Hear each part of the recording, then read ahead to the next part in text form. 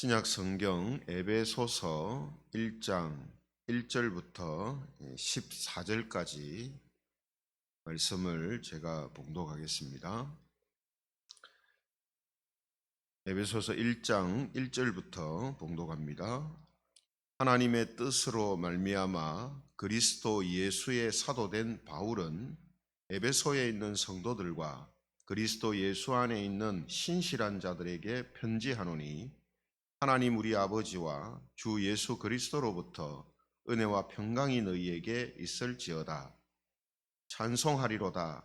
하나님 곧 우리 주 예수 그리스도의 아버지께서 그리스도 안에서 하늘에 속한 모든 신령한 복을 우리에게 주시되, 곧 창세전에 그리스도 안에서 우리를 택하사 우리로 사랑 안에서 그 앞에 거룩하고 흠이 없게 하시려고 그 기쁘신 뜻대로 우리를 예정하사 예수 그리스도로 말미암아 자기의 아들들이 되게 하셨으니, 이는 그가 사랑하시는 자 안에서 우리에게 거저 주시는 바 그의 은혜의 영광을 찬송하게 하려는 것이라. 우리는 그리스도 안에서 그의 은혜의 풍성함을 따라 그의 피로 말미암아 속량 곧 죄 사함을 받았느니라. 이는 그가 모든 지혜와 총명을 우리에게 넘치게 하사 그 뜻의 비밀을 우리에게 알리신 것이요, 그의 기뻐하심을 따라 그리스도 안에서 때가 찬 경륜을 위하여 예정하신 것이니, 하늘에 있는 것이나 땅에 있는 것이 다 그리스도 안에서 통일되게 하려 하심이라. 모든 일을 그의 뜻의 결정대로 일하시는 이의 계획을 따라 우리가 예정을 입어 그 안에서 기업이 되었으니, 이는 우리가 그리스도 안에서 전부터 바라던 그의 영광의 찬송이 되게 하려 하심이라. 그 안에서 너희도 진리의 말씀 곧 너희의 구원의 복음을 듣고 그 안에서 또한 믿어 약속의 성령으로 인치심을 받았으니, 같이 읽겠습니다. 이는 우리 기업의 보증이 되사 그 얻으신 것을 속량하시고 그의 영광을 찬송하게 하려 하심이라. 아멘. 이 시간에는 복을 주신 목적, 이런 제목을 가지고 말씀의 은혜를 함께 나누겠습니다. 오늘부터 설교할 에베소서는요, 1절에 밝히고 있는 것처럼 사도 바울이 에베소 성도들에게 쓴 편지라서 에베소서다 이렇게 불리는데요, 3장 1절과 4장 1절에 보면 갇혔다라는 표현이 나오는 것을 볼 때에 이 에베소서는 바울 사도가 로마의 가택 연금 상태에 있을 때에 이 주 61년 전으로 기록한 것으로 추정을 하고 있습니다. 에베소서의 기록 목적은 여러 가지로 이야기할 수 있습니다만, 예수 그리스도의 그 구원의 사역이 어떤 의미를 가지고 있는지, 또 교회는 어떤 의미인지, 또 성도의 삶은 어떻게 해야 하는지, 이런 부분들을 이제 가르치기 위해서입니다. 그래서 오늘 에베소서를 시작하면서 먼저 성도들이 받은 이 복에 대해서 이제 설명을 합니다. 3절에 이제 보시면요, 1절, 2절은 인사를 하고 나서 3절에 보면 찬송하리로다. 하나님 곧 우리 주 예수 그리스도의 아버지께서 그리스도 안에서 하늘에 속한 모든 신령한 복을 우리에게 주시되, 이렇게 시작을 하고 있습니다. 여기 보면 대뜸 찬송하리로다 이렇게 이야기하죠. 왜 찬송하리로다 하냐면, 하늘에 속한 모든 신령한 복을 그리스도 안에서 우리에게 주셨기 때문이다 하는 거죠. 그렇죠? 그래서 여러분, 여기 이 말씀을 보면 모든 신령한 복이 누구를 통해서 옵니까? 그리스도를 통해서 옵니다. 그죠? 모든 하늘에 속한 모든 신령한 복을 그리스도 안에서 주신다 했거든요. 그렇죠? 그러므로 하나님이 주시는 모든 신령한 복은 오직 예수 그리스도로 인해서만 주어진다 하는 것을 지금 말씀하고 있습니다. 그래서 하나님께서는 우리에게 예수님 안에서 주신 그 신령한 복이 어떤 복인가 하는 것을 4절부터 14절까지 오늘 본문에서 쭉 설명을 이제 하고 있습니다. 다 살펴볼 수는 없지만 우리 중요한 부분만 보면요. 4절에 보면은 이렇게 시작합니다. 4절 곧 창세전에 그리스도 안에서 우리를 택하사 하신 복을 시작으로 설명을 합니다. 하나님이 우리에게 주신 신령한 복이 뭐냐? 창세전에 우리가 이 땅에 태어나기도 전에 내가 인지하기도 전에 하나님은 그리스도 안에서 우리를 이미 택하셨다는 거죠. 그죠? 창세전이니까 미리 택하신 거예요. 이미 택하신 거예요. 그러니까 여러분, 이 말씀 자체도 얼마나 놀랐습니까? 앞서 제가 성경을 봉독했습니다만, 이 성경을 천천히 봉독하면서도 마음에 막 벅찬 감동이 오는 게 무엇 때문에 오냐면, 하나님이 우리가 예수님을 믿고 하나님의 자녀가 된 것이 하나님의 그 뜻과 계획과 섭리 가운데 우리에게 이루어졌다라고 말씀하는 내용이 이 말씀 속에 풍성하게 지금 녹아 있기 때문에 그 시작 단추가 뭐냐 하면 창세전에 그리스도 안에서 우리를 택하셨다. 사실 여러분 여기에서 사실 끝난 겁니다. 그냥. 끝난 거잖아요. 창세전에 이미 하나님이 우리를 택하셨다는 거예요. 더 이상 할 말이 어디 있습니까? 그냥 찬송하리로다 이렇게 할 수밖에 없죠. 그렇죠? 그래서 사도 바울도 이 이야기를 하기 전에 그의 마음속에는 이 내용이 있으니까 이 글을 적기 시작할 때 먼저 찬송하리로다 이렇게 나오는 거예요. 하나님의 이런 놀라운 복을 알고 받았는데 어떻게 맹맹할 수 있겠습니까? 찬송하리로다 저절로 터져 나오는 거죠. 그래서 찬양은 터져 나오는 겁니다. 터져 나온다는 말은 뭐냐면 찬양을 억지로 짜내는 게 아니라 내 안에서 하나님 주신 그 은혜와 복으로 인하여서 이 감사와 기뻐하는 마음으로 우리의 입을 통해서 나오는 거라는 거거든요. 그래서 하나님이 우리를 창세전에 그리스도 안에서 택하십니다. 여기도 계속 그리스도 안에서 이 말씀이 반복됩니다. 모든 좋은 것이 누구를 통해서 오느냐? 그리스도를 통해서만 오는 거예요. 구약이든 신약이든 마찬가지입니다. 구약시대 때 예수님이 오시지 않은 상태지만 그때의 성도들에게도 메시아에 대한 약속을 믿는 믿음 안에서 그들에게 하나님의 신령한 복이 주어져요. 모든 것이 예수님 안에서 주어지는데 이 신령한 복도 예수님을 통해서 주어진다 하는 거죠. 그리고 5절에 보시면은 우리를 택하시고 어떻게 됐습니까? 예정하셔서 미리 정하셨다 이 말이에요. 뭐라고요? 하나님의 아들들이 되게 할 것이다. 내 자녀가 되게 할 거라. 이렇게 정하셨다는 거예요, 미리. 또 7절에 보면 그 정하신 것을 어떻게 펼쳐 가시느냐? 예수님의 피로 말미암아 속량 곧 죄 사함을 받는 복을 통해서 하나님의 자녀가 되게 하신다. 이렇게 지금 선언하고 있습니다. 그런데 이런 모든 일들이 8절에 보시면요. 갑자기 주신 것이 아니라 미리 우리에게 알리시고 예정하신 복이고 때가 차서 이루신 것이라고 합니다. 그죠? 8절에 한번 보십시오. 이는 그가 모든 지혜와 총명을 우리에게 넘치게 하사 그 뜻의 비밀을 우리에게 알리신 것이요 그의 기뻐하심을 따라 그리스도 안에서 때가 찬 경륜을 위하여 예정하신 것이니 이렇게 말씀하죠. 그죠?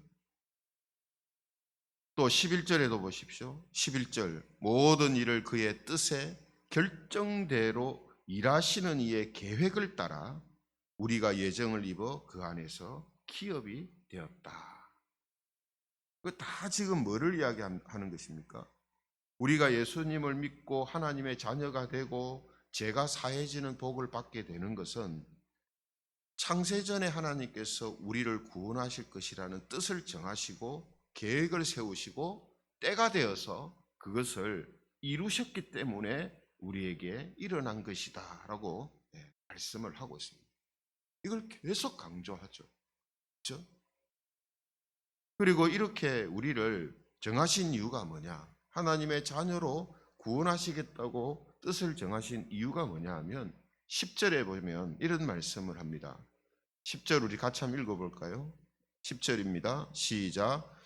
하늘에 있는 것이나 땅에 있는 것이 다 그리스도 안에서 통일되게 하려 하심이라. 땅에 있는 모든 것들이 예수님 안에서 하나가 되게 하려고 하셨다는 거예요.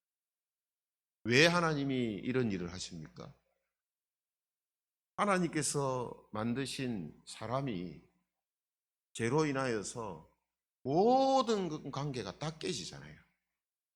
하나님과 사람의 관계가 단절되고, 사람과 사람 사이가 단절되고, 사람과 만물 사이가 단절되어서 하나가 안 돼요. 그죠? 하나가 안 되잖아요. 지금도 보세요. 사람들은 하나님을 인정하지 않습니다. 하나님을 믿지 않으려고 해요. 그죠? 또 사람과 사람 사이도 겉으로는 평화로운 것 같은데 자기들의 서로 이익이 상충되면 바로 돌변해서 서로 죽이고 남의 것을 빼앗으려고 합니다. 사람과 만물 사이도 마찬가지죠. 자연은 계속해서 사람들을 고통에 빠지게 하는 일들이 일어나게 하고 사람은 자연을 파괴합니다. 겉으로 보면은 하나가 되어 있는 것 같지만 서로가 고통을 주고 상처를 주고 하는 관계가 전부 깨져 있어요. 그래서 하나님은 이 깨어진 이 만물의 조각, 모든 관계를 통일되게 하시기 위해서, 하나가 되게 하시기 위해서 예수 그리스도 안에서 우리를 예정하시고 하나님의 사람들로 택하시고 그 일을 이루어 가신다는 거예요. 그렇죠? 이루어 가십니다. 이걸 좀 더 이제 구체적으로 설명을 하는데 그게 13절 말씀입니다. 13절도 같이 한번 읽어보겠습니다. 13절 시작. 그 안에서 너희도 진리의 말씀 곧 너희의 구원의 복음을 듣고 그 안에서 또한 믿어 약속의 성령으로 인치심을 받았으니 우리가 하나님의 자녀가 되는 것이 어떤 과정을 통해서 되는지 순서적으로 이렇게 설명을 하고 있습니다. 어떤 과정이 우리에게 있습니까? 구원의 복음을 듣고 그 다음에 그 안에서 또한 믿어서 성령의 인치심을 받았다. 듣고 믿고 인치심을 받음으로 하나님의 자녀가 되고 죄가 사해지는 일이 우리에게 있었다는 거죠. 그럼 여러분, 하늘에 속한 이 모든 신령한 복을 우리에게 주신 목적이 뭡니까? 목적이. 앞서 우리가 예수님 안에서 모든 것이 통일되게 하려고 했다라고 했잖아요. 그죠? 그건 어떻게 보면 우리도 해당되는 일이지만 모든 만물과 함께 움직이는 거란 말이죠. 그죠? 그러면 우리 사람에게 있어서만 하나님께서 이런 복을 주신 목적이 뭐냐는 거죠. 그죠? 그게 오늘 본문에서 계속 나타나는 이 말씀이 뭐냐 하면 하나님의 영광을 찬송하게 하려는 것이다 하는 겁니다. 하나님 왜 나를 구원하셨느냐? 왜 이렇게 하나님이 미리 정하시고 계획하시고 그 뜻을 이루어 가심으로 우리를 구원하시느냐는 거죠. 6절에 이제 보면 이렇게 이야기합니다. 6절, 이는 그가 사랑하시는 자 안에서 우리에게 거저 주시는 바 그의 은혜의 영광을 찬송하게 하려는 것이라. 12절도 같은 이야기를 합니다. 12절, 이는 이 말은 이런 복을, 신령한 모든 복을 우리에게 주신 목적이 뭐냐 이 말이거든요. 12절에도 뭐라고 합니까? 이는 우리가 그리스도 안에서 전부터 바라던 그의 영광의 찬송이 되게 하려 하심이라. 그래서 성도 여러분, 우리가 잠언 성경을 살펴볼 때 잠언에서 그리스도와 지혜를 주신 목적이 어디에 있다 했습니까?